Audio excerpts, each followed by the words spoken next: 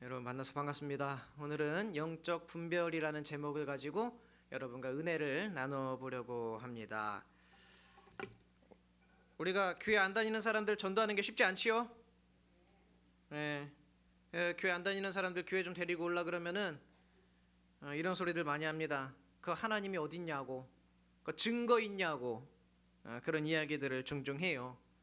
그런데 하나님을 믿는 우리들도 그 증거를 그렇게들 찾아대요. 우리 하나님 믿는다고 하면서도 맨날 그렇게 얘기합니다. 뭐라고 얘기합니까? 하나님, 내게 능력을 좀 보여주시옵소서. 내가 기도하는 거 있는데 하나님 요거 좀 내 눈앞에서 목전에서 좀 짠하고 해결해 주시옵소서. 자꾸 그거 보여달라는 거예요. 내 눈에.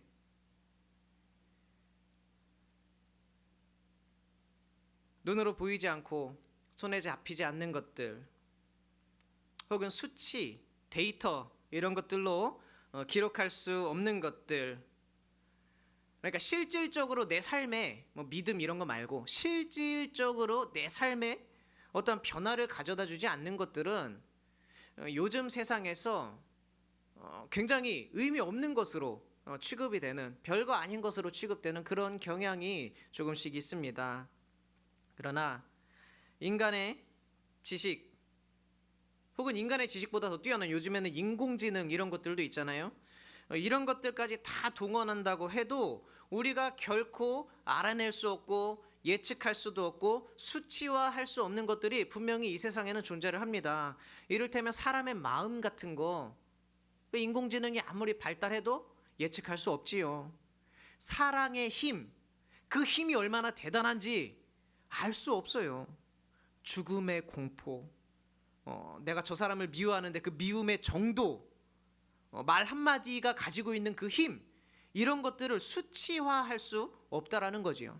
그 중에서도 하나님의 임재, 이런 것들은 우리가 수치화할 수 없고 뭐 어디 기록할 수도 없어요. 다만 우리가 느끼기만 할 뿐이지요. 때로는 그런 것도 있어요. 이렇게 수치로 다 나왔어요. 그리고 과학적으로 증명도 다 됐어요.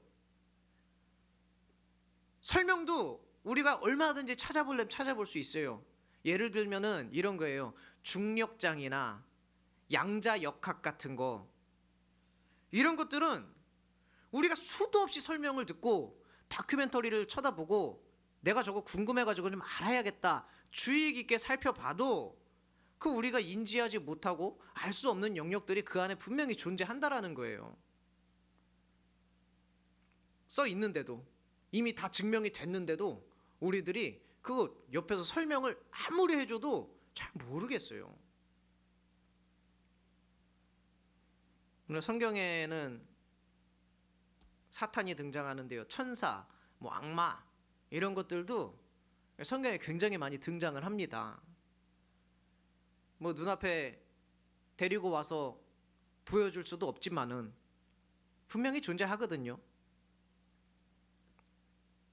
천사, 사탄 이런 것들이 없다고 우리가 생각한다면은 성경을 다 믿지 않는 거겠지요. 그 안에 다 기록이 되어 있으니까요. 오늘 배경에는, 오늘 성경에는 특별히 사탄이라는 말이 등장을 하게 되는데요. 그 말이 등장하게 되는 배경은 이렇습니다. 예수님이 앞을 못 보는 사람의 눈을 고쳐 주셨어요. 그리고 나서 제자들한테 질문을 하나 던집니다. 무엇을 물어보았는가 하니 도대체 사람들이 나를 무엇이라고 부르는지 그게 궁금하셨는가 봐요. 사람들이 나를 무엇이라고 하느냐. 이에 제자들이 사람들이 하는 말을 알려주었습니다. 사람들이 하는 말이에요. 뭐 이제 뭐 예언자라고도 하고 뭐라고도 하고 이렇게 사람들이 저마다 하는 말들을 예수님한테 다 일러줬어요. 그리고 나서 또다시 예수님이 이번에 제자들에게 물어봅니다. 그러면 그 사람들이 하는 말 말고 너희들은 나를 무엇라고 하느냐 물어봤어요. 제자들이 여러 명 있는데 그 중에서 베드로가 이제 대답을 합니다. 주님은 그리스도입니다. 이렇게 대답을 했어요. 드라마 같은 거 보면 어린 자녀가 장성을 했어요. 자막에 몇 년 후 이렇게 나오고 나서 장성을 하면 그 집안의 어른이 딱 불러놓고 그렇게 얘기를 하는 경우가 있습니다. 이제 네가 다 컸구나. 이제 우리 집안의 비밀을 너에게 말해주겠다. 뭐 너의 출생의 비밀을 알려주겠다. 뭐 이런 것처럼, 그렇게 하는 것처럼 예수님이, 이제 제자들이 예수님이 그리스도 메시아인 거를 이제 알았잖아요. 지금 대답을 한 걸 들었잖아요.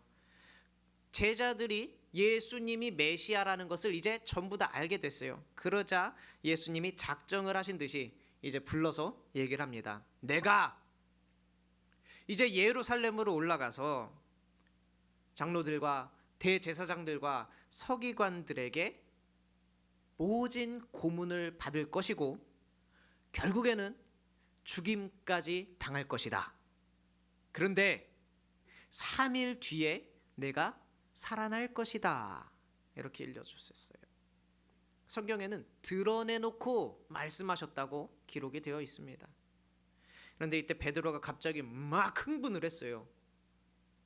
막 화가 이만큼 나가지고 예수님께 항의하듯이 이야기합니다. 안 됩니다, 주님. 절대로 그런 일이 일어나서는 안 됩니다. 그렇게 하지 마십시오. 베드로는 지금 예수님 잘 나가고 있거든요. 사람들도 막 고쳐주고 따르는 사람들도 엄청 많거든요. 그런 예수님이 그리스도고 살아계신 하나님의 아들인데 한낱 인간들이잖아요. 대제사장들, 서기관들, 이런 사람들한테 끌려가서 고난을 받아서는 안 되고 죽임을 당하는 것은 더더욱 안 된다. 이렇게 이야기를 하고 있는 겁니다. 어쩌면 베드로는 예수님을 염려하는 것처럼 보여요. 그죠? 예수님을 대단히 걱정하는 사람, 그런 사람 같아요. 그런데 사실 이런 말을 우리가 들으면 고맙지요. 나를 생각해주는 말 같으니까. 그런데 예수님이 엉뚱한 말씀을 되려 하십니다.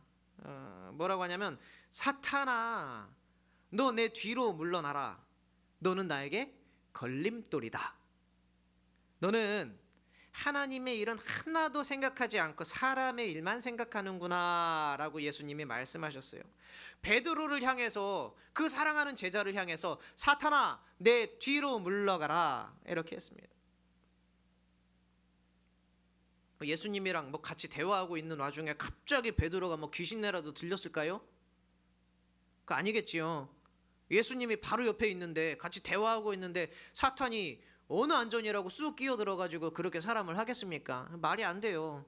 그런데 왜 예수님은 베드로한테 이 사탄아 내 뒤로 물러나라 이렇게 얘기를 했느냐 이거죠. 예수님의 말씀을 잘 들여다보면은요, 사탄아 떠나가 버려라, 사라져 버려라 이렇게 하지 아니하시고 내 뒤로 물러가라 그렇게 말씀하시고 있어요. 예수님 길 막지 말고 뒤로 물러나 있으라는 거예요.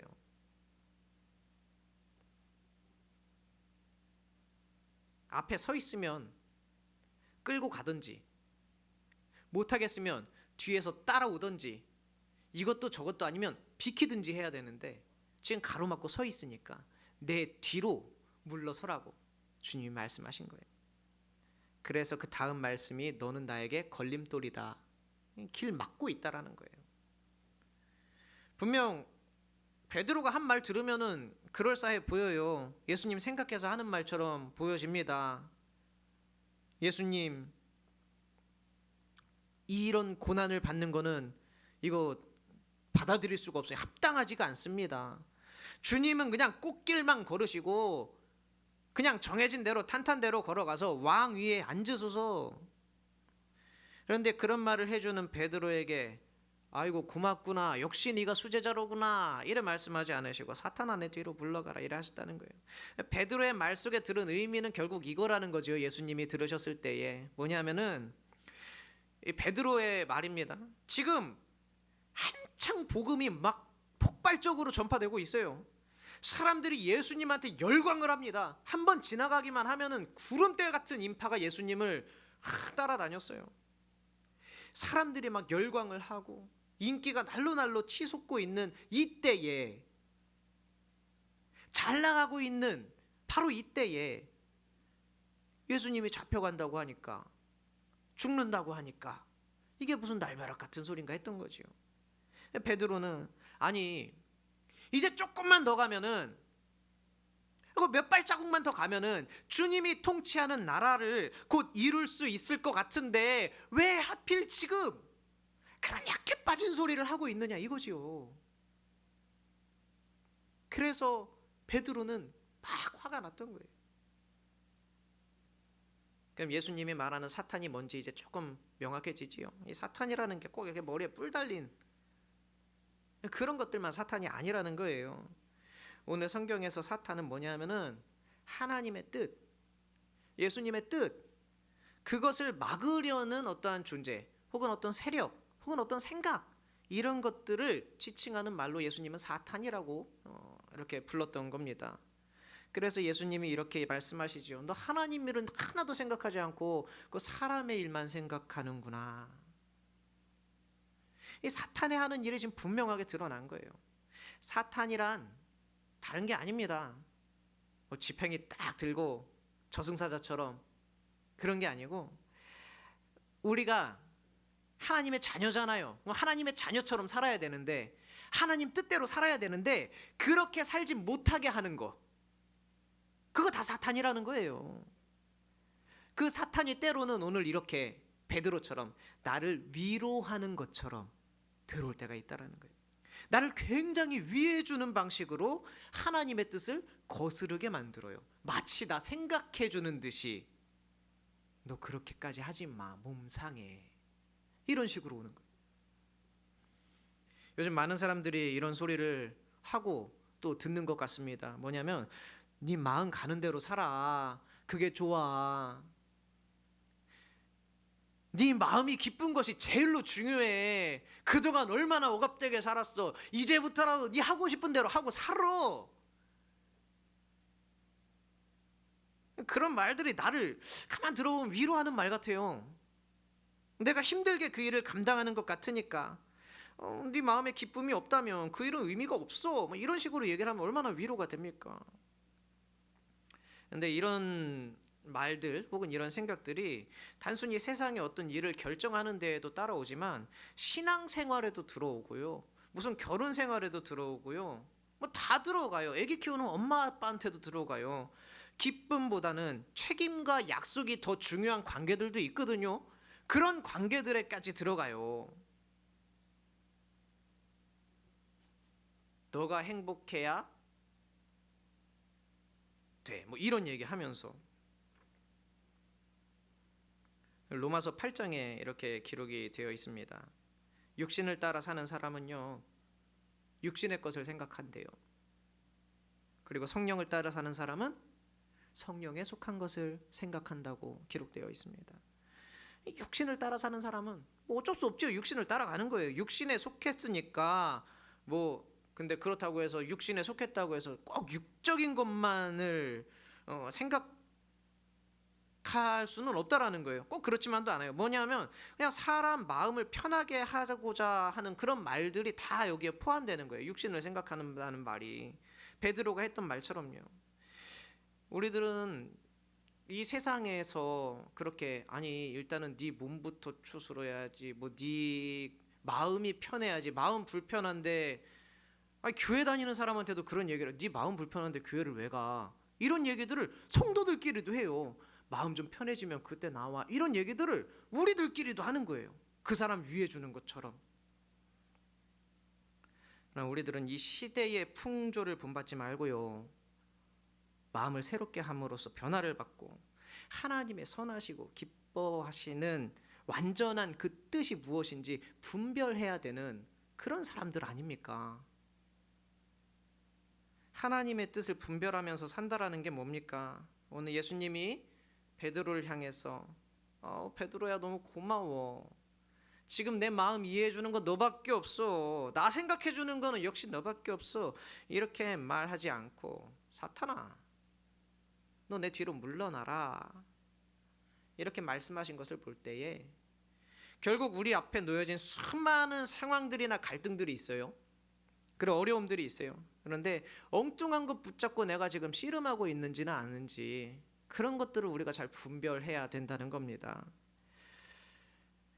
에베소서에 또 이런 말씀이 있어요. 우리의 싸움은 인간을 적대자로 하는 싸움이 아니래요. 그럼 우리가 뭐랑 싸워야 되느냐 하면은 하늘에 있는 악한 영들을 상대로 해야 된대요.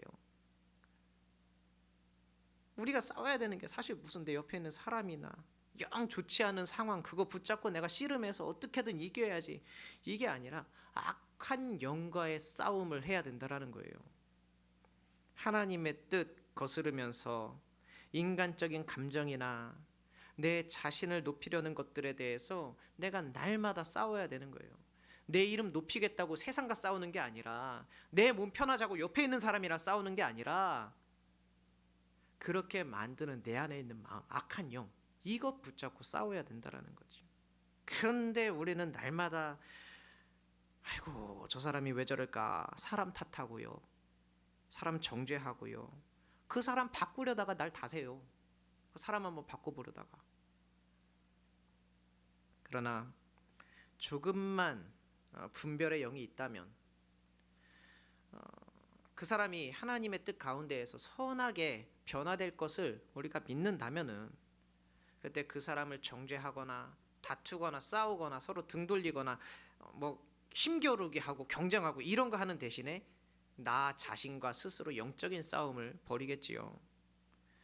우리 서로의 그 선한 관계를 막고 있는 악한 세력이 있다라는 것을 깨닫고, 오히려 내가 저 사람 하는 게 다 마음에 안 드는데 그 사람 정죄하고 미워하고 뭐 이러는데 시간 다 뺏기는 게 아니라, 그 사랑 품으면서 자꾸 내 마음속에 저 사람 내가 왜 미워하지? 저 사람 왜 이렇게 하나부터 열까지 다 마음에 안 들지? 이런 생각이 자꾸 들어올 때 나하고 싸워야 된다는 거예요. 이런 나쁜 마음 생겨날 때에 자꾸 그 사람 고치려고 그러고 있어요. 되게 영적인 영역을 무시하는 사람들이 약간 그렇습니다. 사람들하고 잘 싸우는 법을 일단 배우려고 해요. 좀 더 효과적으로 다른 사람들을 제압하기 위해서 뭐 리더십 훈련 이런 것도 하고요. 인간관계 이론, 뭐 상담 이론 이런 것들 다 배우는 게 뭐냐면, 말싸움에서 내가 쉽게 이겨먹으려고 그런 거 배우는 거예요. 그래가지고 좋은 영성 가지고 좋은 방향으로 이끌어가는 그 사람한테 찾아가서 이야기합니다. 그 사람 되게 생각해주는 척하면서 말해요. 되게 위해주는 척하면서 뭐 강한 리더십이 어쩌고 저쩌고, 응? 너 그래야 된다. 약한 모습 보이면 안 된다. 결혼을 막 시작하는 부부한테 가가지고 뒤에서 귓속말로 그래요. 초장의 길을 잘 잡아야 된다고. 애기 잘 돌보고 있는 엄마한테 가서 옆에서 소곤소곤해요. 원래 엄마가 행복해야 애기도 행복한 거야. 그러니까 일단 나가자. 그러나 아주 틀린 건 아니에요. 이런 것들이 어느 정도 도움은 되지만은 결국에 인간의 힘으로는 해결할 수 없는 수준의 그런 갈등에까지 결국에 가게 되면은 이런 것들이 도움이 안 된다는 거예요. 여러분, 내 앞에 놓여진 여러 가지 갈등의 상황들, 그런 것들을 여러분 잘 살펴보십시오. 마음에 안 드는 사람이 있을 수도 있고요, 마음에 안 드는 상황이 있을 수도 있습니다. 그리고 또 마음에 안 드는 환경 혹은 처지, 이런 것들이 있을 수 있어요. 그래서 우리는 이것들을 바꿔보려고 세상의 조언에 귀를 기울이지만, 결국 세상의 방법들은 나를 하나님의 뜻대로 살지 못하게 만드는 것들 뿐이에요. 대놓고 나는 마귀다 이렇게 찾아오는 것들은 우리가 조금만 기도하고 영적으로 민감하면은 대항하기가 참 쉬워요. 응? 근데 꼭 나 잘 되라고 위로해 주는 듯이, 혹은 때로는 힘내라고 위로하는 듯이 찾아오는 그런 유혹들은요, 우리가 진짜로 깨어있지 않으면은 영 분별해내는 게 쉽지가 않습니다. 다 생각해서 해주는 말 같은데 그러면 홀딱 넘어가는 거예요. 저런 거 다 받아주지 마. 네가 받아주니까 저 사람이 자꾸 그러는 거 아니야. 이런 말 나를 위해 주는 것 같은데 가만히 생각해 보면 가서 그 사람 대적하고 싸우라는 거거든요. 혼내주라는 거거든요. 그런 거에 호딱 넘어가요. 나 생각해 주는 것처럼 그 말이 다가오니까. 그래서 우리는 늘 정신 차리고 영적으로 민감해 있어야 됩니다. 엉뚱하게 사람 붙잡고 여러분 싸우지 마십시오. 사람과 싸우는 순간 다 지는 겁니다. 그래서 영적인 분별이 없이는 이 싸움을 이길 수가 없어요. 일단 뭐 잘 알아야지, 뭘 알아야지 싸울 거 아닙니까? 보이는 것만 보다가는 결국 그 보이지 않는 것에 우리가 지게 된다는 것이지요. 사탄은 하나님의 뜻을 막는 영이고요, 사람들 사이를 이간하는 영입니다. 서로가 서로를 미워하게 만들고요, 서로가 서로에게 불평, 불만들이 쌓이게 합니다. 아유, 저 사람 저거 왜 저러지? 아유, 저 일을 왜 자꾸 저렇게 할까? 다 마음에 안 들고 성이 안 차게 만들어요. 이런 마음 잔뜩 품고서 이제 싸울 때는 내가 마치 무슨 교회를 위해서, 때로는 주님을 위해서 내가 좋은 생각을 가지고 착각하고 이제 가가지고 사람들하고 싸우기 시작하는 거예요. 아, 권사님 그거 그렇게 하면 안 되지요. 그 사람 마음속에는 지금 내가 지금 이 교회를 정상화시키고 있다고 생각해요.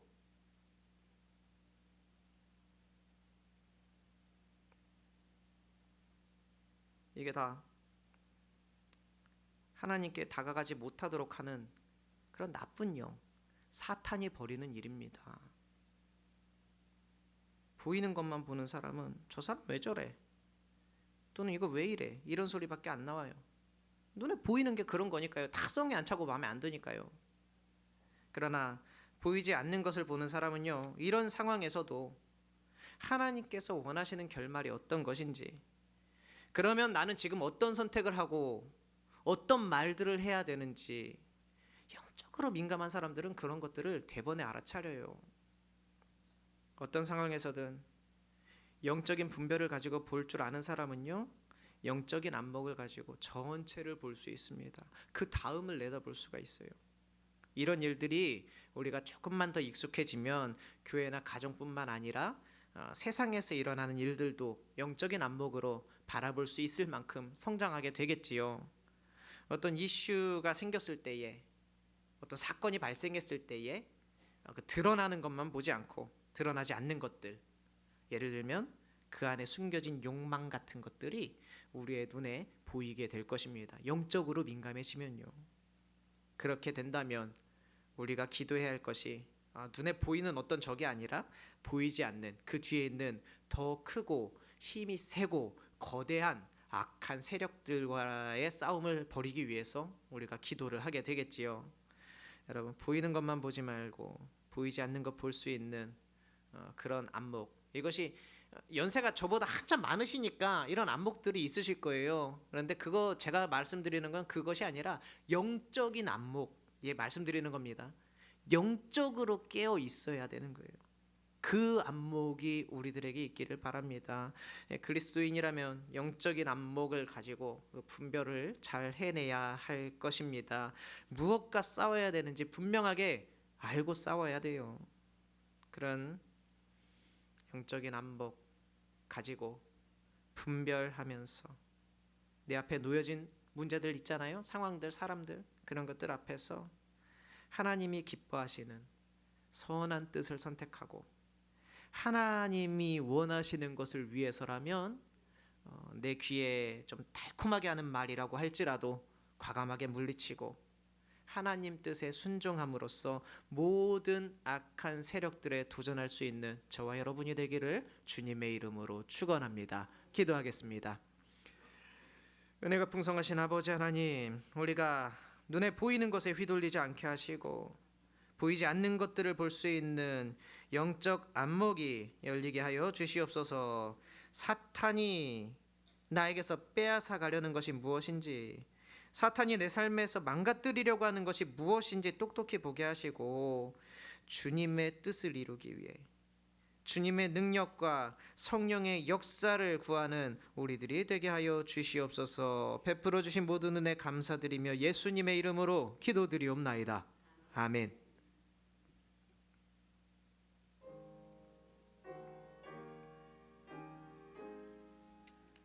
성전을 떠나가기 전 머리를 숙일 때 주께서 함께 계시고 복 내려 주소서. 집으로 돌아가는 길 주 동행하시고 내 모든 언행 심사를 다 지켜주소서. 거룩한 날이 다가고 저녁이 되도록 주리 맘에 빛되사 늘게